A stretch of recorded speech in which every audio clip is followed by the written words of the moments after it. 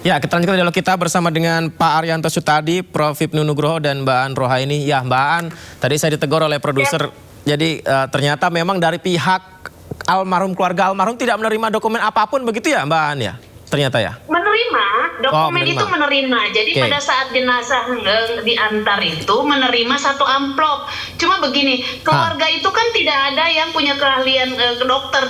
Di lingkungan situ tidak ada yang ngerti medis begitu kan. Iya, jadi ini ya, jadi keluarga memang menerima satu amplop, tapi isinya cuma kwitansi, sertifikat medis penyebab kematian itu pun kosong. Maksudnya tidak disebutkan di sini apa penyebabnya.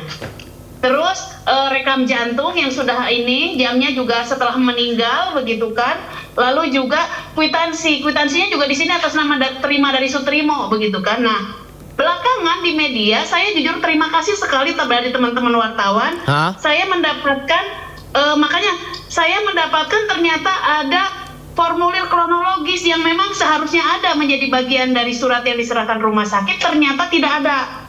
Kan kita baru tahu belakangan ternyata memang ada, tapi begini, saya disclaimer dulu, saya juga tidak tahu apakah dokumen ini asli atau tidak, begitu kan? Di masyarakat memang sudah beredar bahwa di formulir ini dinyatakan bahwa jam 06.37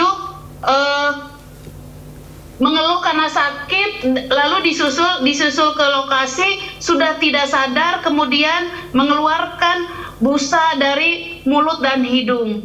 Nah, jadi surat ini tidak pernah diterima oleh keluarga, makanya keluarga tidak pernah menduga kalau ini meninggal secara tidak wajar, karena memang surat ini tidak pernah ada gitu loh. Belakangan karena ada ya kita jadi kaget gitu. Ini pun setelah laporan kita baru sadar loh. Oh iya ya, kok dokumennya bukti-buktinya cuma kwitansi sama ini saja yang memang masih kosong beberapa begitu kan. Jadi memang kalau demikian besar kemungkinan ya kita masih menduga, kita harus cek ini apakah asli bukan ini yang diterbitkan oleh rumah sakit. Tapi pada sejak awal pengantar jenazah sudah sengaja untuk tidak mengirimkan dokumen secara lengkap. Jadi baik, Mbak Aan, maaf audionya agak kecil suaranya, bisa dicoba lagi? Ya. Jadi sejak awal keluarga itu tidak pernah menerima dokumen. Kalau sejak awal dokumen ini ada, tentu saja akan curiga, bahkan akan melaporkan, karena di sini sudah jelas ada tanda-tanda yang tidak wajar, yaitu di mulutnya mengeluarkan busa dan hidung busa begitu kan. Ini yang bikin kaget gitu, dan itu pun belakangan baru kita tahu. Tapi masih belum diketahui itu apakah form asli atau tidak begitu ya? Betul, itu yang kita harus cek. Maksudnya karena ini sudah penyidikan, nanti juga di dalam pemeriksaan tambahan akan kita sampaikan. Semoga saja penyidikan bisa mengecek keaslian apakah surat itu asli diterbitkan oleh rumah sakit. Itu dari oleh Rumah Sakit Muhammadiyah Taman Puring ya? Oh, Rumah Sakit Muhammadiyah Taman Puring. Mbak An, ini jelang ekshumasi persiapan keluarga seperti apa, Mbak? Tadi makanya gini, karena ekshumasi itu kan saya juga akan hadir. Tadi kita dengan keluarga membicarakan terkait dengan rencana itu. Jadi sebenarnya nomor satu cuma nguatin mental ibu ya, karena memang ibu dari kemarin kapan mau dibongkar, kalau bahasa beliau kan begitu. Terus saya juga harus lihat lokasi, makanya tadi juga kita ke lokasi bersama keluarga ke kuburan. Lalu kita juga rapat dengan keluarga untuk keluarga apa yang diinginkan gitu. Jadi memang nanti pas habis dikuburkan kembali setelah ekshumasi keluarga mau mengadakan acara doa seperti itu. Baik, semoga lancar ya Mbak An ya. Tapi ada ini informasi mendapatkan uang, betul itu Mbak? Uang apa, santunan? Iya, santunan. Betul, santunan ada 20 juta dan 20 kalau juta. panjenengan tahu uang 20 juta itu memang habis untuk penguburan, proses penguburan. Seperti itu. Dari siapa itu Mbak berarti? Dari orang yang mengantar itu. Jadi orang yang mengantar itu ke keluarga itu pada malam hari Kamis jam 10 itu hanya menyerahkan KTP Sutrimo. Padahal kita tahu kalau KTP biasanya adanya di dompet ya. Ini KTP, ya KTP saja, amplop uang berisi 20 juta, lalu juga amplop berisi surat-surat dari dokter. Suratnya yang tadi, kwitansi dan lain-lain, tanpa ada surat surat apa ini? Surat formulir kronologis. Tidak ada penjelasan di situ sama sekali. Tadi ada yang kosong yang Mbak bilang ya? Iya, jadi penyebab di sini ada sertifikat keterangan kematian gitu kan, yang memang itu diterbitkan oleh dinas dinas kesehatan yang memang dimiliki oleh setiap rumah sakit, salah satunya adalah Rumah Sakit Muhammad Tamanpuring. Tapi pada bagian keterangan kasus kematian tidak ada yang menyebabkan penyebab kematian itu tidak dicentangi. Kosong gitu. Jadi kita itu yang membaca ya memang, makanya kita kalau kita baca ini beneran apa tidak sih diterbitkan oleh rumah sakit yang sama begitu kan, kita juga nggak tahu. Tapi prinsipnya dari dokumen-dokumen yang diserahkan oleh pengantar jenazah itu tidak ada keterangan apapun mengenai penyebab kematian. Mbak, apakah artinya yang mengantarkan jenazah ke rumah keluarga pun tidak tahu dari pihak mana dan siapa, lalu uang tersebut pun tidak tahu dari mana? Betul begitu, Mbak? Betul sekali. Jadi pihak keluarga kalau ditanya, ibu bapak tahu nggak siapa yang mengantar? Namanya nggak ada yang tahu. Apakah dia pekerjanya siapa dan lain-lain. Cuma yang ngantar mengatakan bahwa kami berempat, 2 orang dari tim ambulan begitu kan, lalu yang 2 orang kami ini keamanan. Kita juga nggak pernah keluarga nggak tahu, nggak memberikan nama, nggak memberikan identitas. Mereka setelah menyerahkan uang, KTP dan juga amplop terkait dengan surat-surat pengantar jenazah, mereka langsung pulang dengan ditanya, Bapak tidak menunggu dulu pemakaman begitu kan? Yang 2 orang itu menyampaikan bahwa saya masih mau dinas gitu, harus pulang karena masih dinas, seperti itu. Itu mobil ambulansnya resmi dari rumah sakit kah? Bukan sepertinya. Bukan. Karena tidak ada logo rumah sakit. Begitu kita lihat dari video, ternyata tidak ada logo rumah sakit mana. Artinya tidak bisa dikenali lah. Jadi yang mengantarkan jenazah Sutrimo ke rumah keluarga korban, mobil ambulansnya tidak tahu resmi atau tidak, yang mengantar siapa tidak tahu, yang memberikan santunan juga tidak tahu dari siapa, surat-suratnya. Oke, baik. Saya kembali ke Pak Arianto. Pak Arianto, dengan keterangan yang dijelaskan tadi, apakah semakin tebal bahwa ini memang benar-benar harus diselidiki lebih jauh lagi, lebih dalam lagi karena penuh kejanggalan, Pak? Ya, saya jadi sekarang ya, bahwa setelah polisi menerima laporan dari itu, ya langsung dia mau aja menerima bahwa ini ada pembunuhan berencana gitu. Karena dengan data-data yang awal yang ini, kalau polisi tidak mau menerima itu berarti seakan-akan dia sendiri yang udah mau menyelidiki ini kan gitu kan. Itu analisis saya Pak. Umum aja bisa menilai lah kayak gini nih, apakah ini suatu kejanggalan apa tidak. Bagi saya itu bukan suatu kejanggalan, tapi hanya ada upaya untuk menutupi jejak kejahatan, kira-kira gitu yang terjadi kan. Makanya itu harus dilakukan penyidikan. Perkara nanti ada penyidikan kemudian nggak sampai terbukti, belum bisa menemukan siapa pembunuhnya. Tapi yang paling mudah adalah diketahui orang ini matinya apa mati sakit atau mati bunuh diri atau mati dimatikan. Itu harus dijawab dulu gitu. Perkara nanti siapa yang melakukan itu nomor 2 lah. Saya kira publik yang diharapkan sekarang itu. Makanya tugas polisi sekarang fokusnya harus ada itu. Cepet-cepet nyari data awal semua gitu supaya bisa membongkar. In case nanti hasil ekshumasi itu tidak begitu mempan gitu ya untuk menentukan sebab kematian, itu minimal ada jejak-jejak digital yang lain ataupun jejak-jejak saintifik yang lain bisa menunjukkan bahwa memang anak ini, Pak Trimo ini memang direkayasa untuk situ dan kemudian dihilangkan nyawanya. Kira-kira itulah sasarannya kalau saya sebagai penyidik ya. Cara berpikirnya kayak gitu. Perlukah kepolisian untuk mencari data valid dan lengkap dari dokter yang pertama kali menangani jasad almarhum Sutrimo, Pak Arianto? Sudah pasti, Pak. Sudah pasti rumah sakit itu masih akan dicek nanti dokternya itu siapa, kenapa kok dia berbuat gitu, apakah dia memang tidak tahu. Termasuk juga orang yang mengantar itu, ngomongnya keamanan kan. Kalau orang keamanan itu berarti kan dia udah paham betul dengan masalah-masalah kayak gitu. Bukan orang yang kalau seorang yang nggak punya pekerjaan keamanan mungkin bisa dimaklumi itu cepet-cepet dipikir ke sana tuh demi keluarganya. Tapi kalau orang yang berkisar di dalam keamanan, apalagi itu orang rumah sakit betul, dia mesti tahu SOP yang harus dilakukan pada orang yang seperti itu gitu. Jadi semuanya kan sebuah di luar daripada ini kan gitu. Seakan-akan tidak dipatuhinya itu seakan-akan tersengaja lah. Itu dalam perkiraan saya kayak gitu. untuk membuka tabir misteri ini Pak Arianto apakah sulit atau sebenarnya cenderung mudah sebenarnya Pak? Karena jasadnya kan sudah dimakamkan dan akan diekshumasi besok.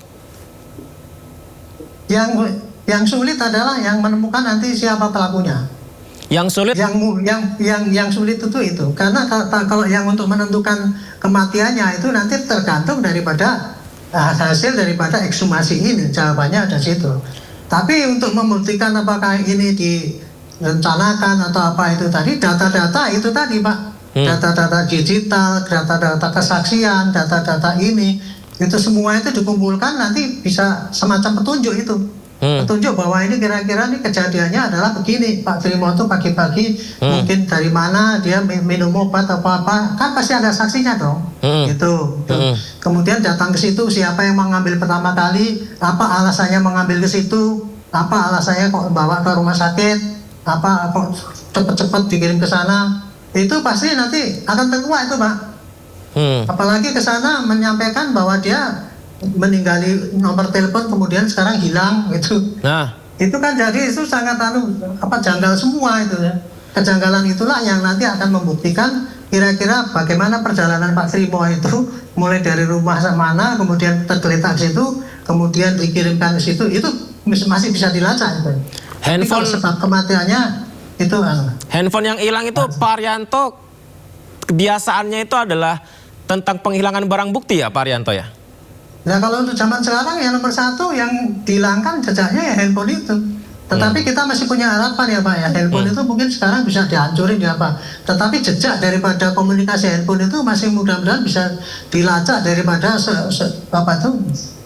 pengelola daripada sistem komunikasi itu, mudah-mudahan bisa gitu ya. Sehingga masih bisa dilacak lah itu. Baik, saya ke Prof. Ibnu lagi. Prof. Ibnu, ketika ekshumasi dilakukan, apa saja data-data yang kita perlu ketahui untuk bisa membuka tabir ini dari jasad almarhum Sutrimo, Prof? Ya, dalam teori kriminalistik ada namanya teori three angel.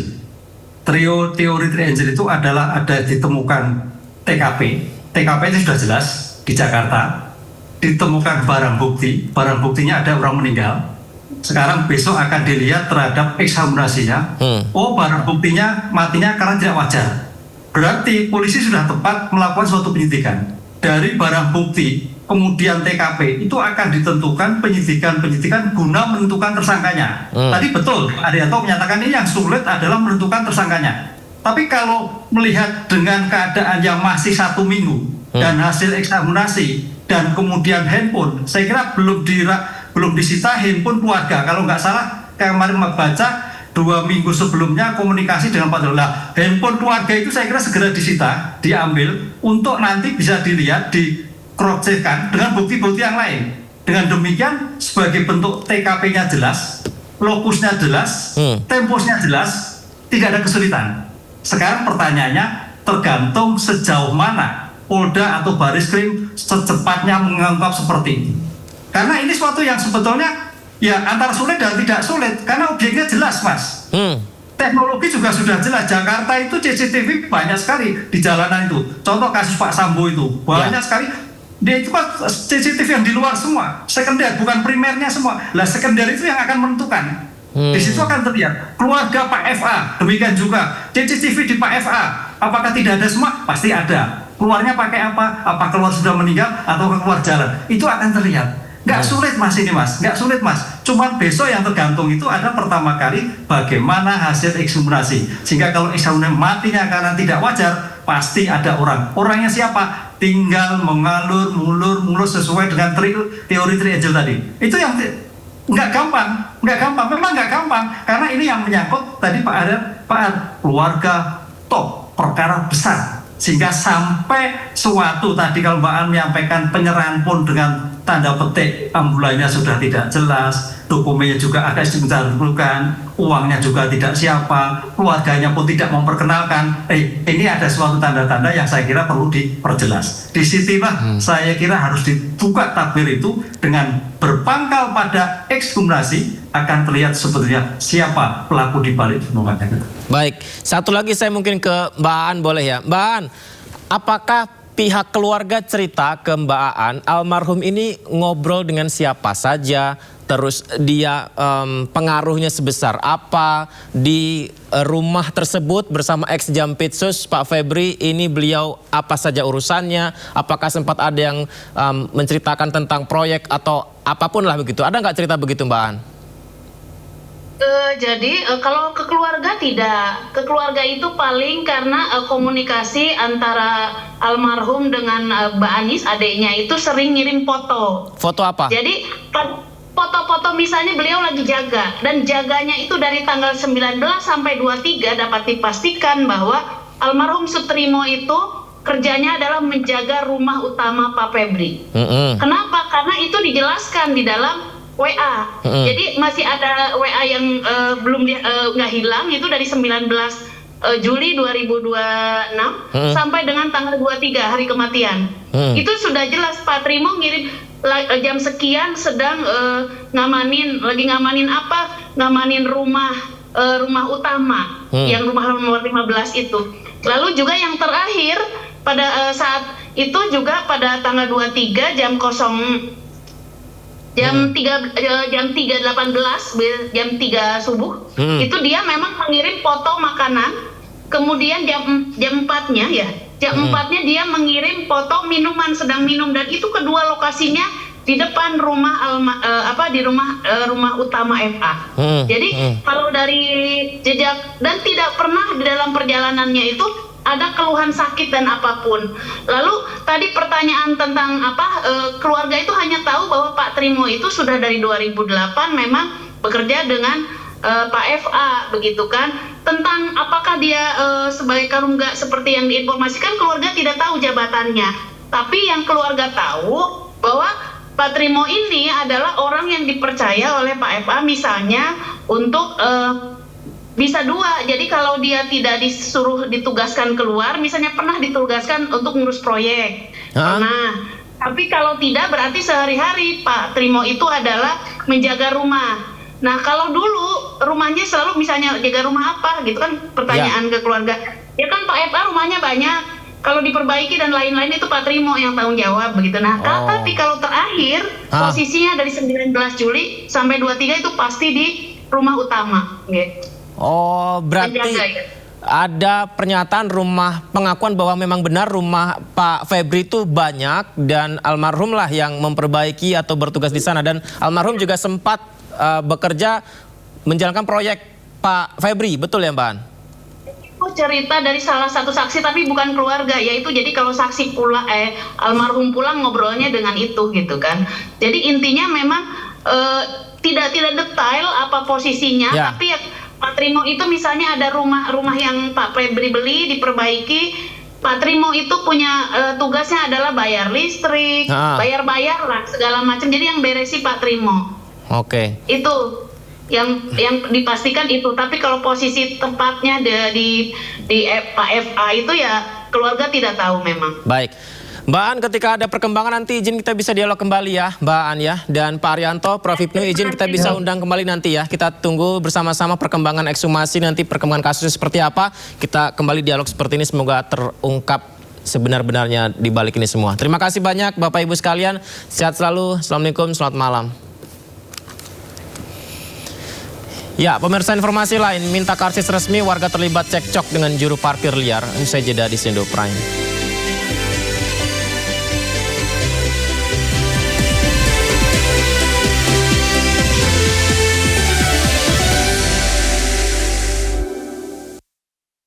Ini akan terus bertambah. Kita berhitung dengan waktu. Karena dia tahu persis. Oh, sudah dinyatakan sakop limpahannya.